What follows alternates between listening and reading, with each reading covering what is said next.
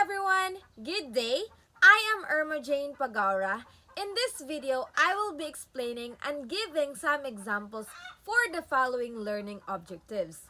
So first, explain the definition and significance of a normal subgroup. Second, use the definition and theorems to appraise whether a given subgroup is normal. Third, construct the Cayley table of a factor group. And lastly, fourth, compose proofs for propositions about normal subgroups and factor groups. So, let us begin! Now, let's have the example number 1. We have the definition. A normal subgroup of a group is a subgroup that is invariant under conjugation by elements of the group. In other words, for any element in the normal subgroup, conjugating it by any element of the group will result in an element that still belongs to the normal subgroup. Now, for the significance, we have normal subgroups play a crucial role in group theory as they allow for the formation of a quotient groups. When a subgroup is normal, the set of cosets of the subgroup forms a group called the quotient group. Quotient groups have various applications in algebraic structures, such as in solving equations, studying symmetries, and understanding the structure of group. They provide a way to simplify the study of a group by focusing on its essential properties while also revealing important information about the original group structure. Example number 2. Definition. A normal subgroup of a group is a subgroup that satisfies the condition that the left and the right cosets coincide. In other words, for any element in the group, multiplying it by any element of the normal subgroup from the left or the right will result in the same set of elements. We have the significance. Normal subgroups are important because they help classify groups based on their internal structure. If a subgroup is normal, it allows us to partition the group into cosets, forming a quotient group. This quotient group captures the essential features of the original group, enabling us to study its properties in a more manageable way. Moreover, normal subgroups are intimately related to homomorphisms and can be used to construct new groups from existing ones, making them fundamental in abstract algebra and its application in various areas of mathematics and beyond. Now, let us proceed to the second learning objectives, to use the definition and theorems to appraise whether a given subgroup is normal. So let's have example number 1. Consider the group of integers under addition. Let's examine the subgroup H is equal to the set of 0, 2, 4, 6, up to infinity consisting of even integers. To determine if H is a normal subgroup of G, we can use the definition and theorems. In this case, for any G in G and H in capital H, we need to check if GHG inverse is still in H. So let's take G is equal to 3 and H equal to 4 as an example. Now, GHG inverse is equal to 3 times 4 times negative 3 is equal to negative 36. Since negative 36 is not an even integer and does not belong to capital H, H is not a normal subgroup of G. Now, for example number 2, consider the group G is equal G of permutations of 3 elements under composition. Let's examine the subgroup H is equal to the set of X, Y, X is 1 and Y is 12, consisting of the identity permutations and the permutation swapping elements 1 and 2. To determine if H is a normal subgroup of G, we can once again use the definition and theorems. For any G in capital G and H in capital H, we need to check if GHG inverse is still in H. So let's take G is equal to 123 and H equal to 12 as an example.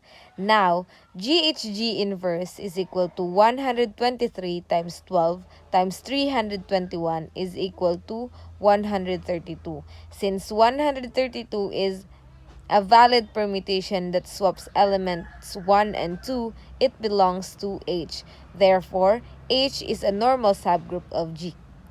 By applying the definition and verifying the condition GHG inverse of any H for all G of any capital G and H of any capital H, we can appraise whether a given subgroup is normal in a group. Now, let us proceed to the third learning objectives, which is to construct the Cayley table of a factor group. So, example 1, let's consider the group of integers under addition. We'll take the subgroup H is equal to 2z, which consists of even integers. To construct the Cayley table of the factor group G over H, we need to determine the cosets of H and perform the group operation of these cosets. So the cosets of H in G are H is equal to 2z, 1 plus H is equal to 1 plus 2n and n to any integers. And that is equal to odd integers plus even integers. And we have 0 plus H is equal to 0 plus 2n, or n belongs to any integers, and that is even integers plus even integers. Now, we can construct the Cayley table that's shown in the presentation. So, let's have example number 2. Let's consider the group G of symmetries of a square under composition.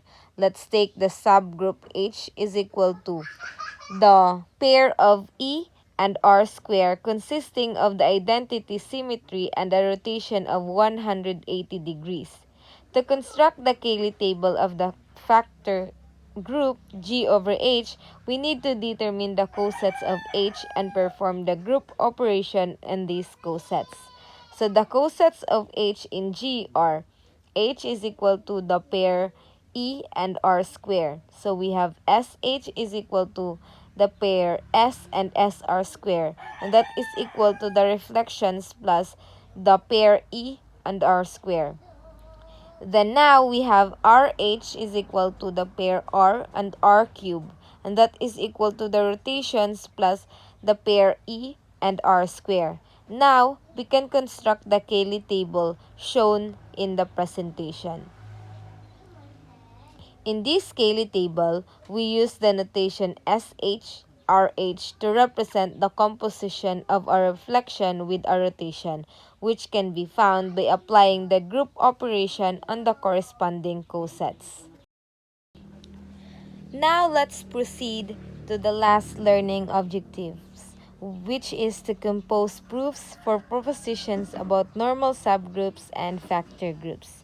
So example 1, the proposition, if n is a normal subgroup of group G, then the factor group G over n is a group under the operation induced by coset application. So for the proof, we have, since n is a normal subgroup of G, it follows that for any G belongs to any G and n belongs to n, the element G and G inverse is also in n. Let A and B be arbitrary cosets in G over n. We need to show that the product A times B is well defined and satisfies the group axioms. Now, choose representatives. A in Now we choose the any representative. So we have A belongs to A and not B belongs to B. Then A times B is equal to the not A and not B. For any C belongs A and D belongs B, we have C is equal to not A n sub 1 and D is equal to not B n sub 2. For some n sub 1, n sub 2 belongs to n. Now, consider the product CD is equal to A n sub 1 times B n sub 2. By the associative of the group operation, we have CD is equal to AB times n sub 1 times n sub 2. Since n sub 1 and sub 2 belongs to n, as n is a subgroup, it follows that CD belongs to any not A and B, ensuring that the product A times B is well defined. So the identity element G over N is the coset EE, where E is the identity element of G. This is valid because for any coset A, we have A times E, and that is equal to AE, that equals to A.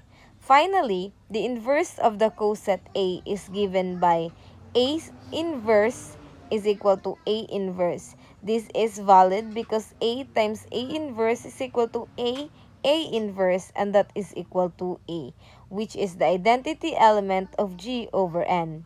Thus, we have shown that the factor group G over N is a group under the operation induced by coset multiplication. Let's proceed to the example number 2. We have the proposition, let N be a normal subgroup of group G. If N is a subgroup of H, then the factor group H over N is isomorphic to a subgroup of G over N. We have the proof. Since N is a normal subgroup of G, G over N is a well-defined factor group under the operation induced by coset multiplication. Let H 2 G over N be mapping defined as H is equal to Hn for all H belongs H. We need to show that is a well-defined group homomorphism. Let H sub 1, H sub 2 be arbitrary elements in H. We want to show that the pair H sub 1 and H sub 2 is equal to the pair of H sub is equal to H sub 1 times H sub 2. Now, you can see the whole solution. Thus, is a well-defined group homomorphism.